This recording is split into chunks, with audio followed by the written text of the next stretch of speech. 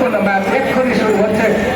মাঠে রেফারি দায়িত্ব পালন করছেন যথারীতি ইসলাম তালুকদার এবং মাঠের পশ্চিম প্রান্তে তাকে সহায়তা করবেন শামসুল হক এবং মাঠের পূর্ব প্রান্তে তাকে সহায়তা করছেন আব্দুল মজিদ। অত্যন্ত চমৎকার ভাবে তারা টুর্নামেন্টের এই সফল ম্যাচ তারা দক্ষতার সাথে পরিচালনা করছেন।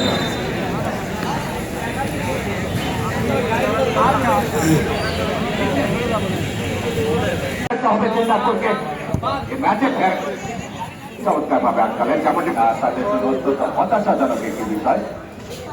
আবার সিহাব থেকে জাহির,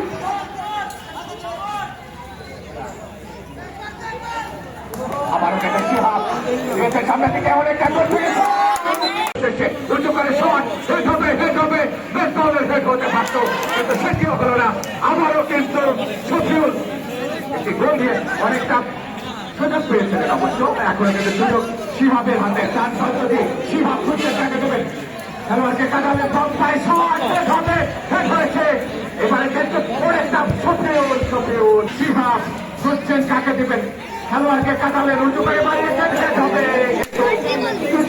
কিছুটা তৈরি হয়তো হয়েছে ওখানে সিহাব, দেখা যাক এবারে কিন্তু রাইট উইংকে এবারে মাইনাস করেছিলেন, কিন্তু প্রতিপক্ষে থেকে আবারও সিহাব রাইট উইং দিয়ে সঙ্গী খুঁজছেন কাকে দিবেন।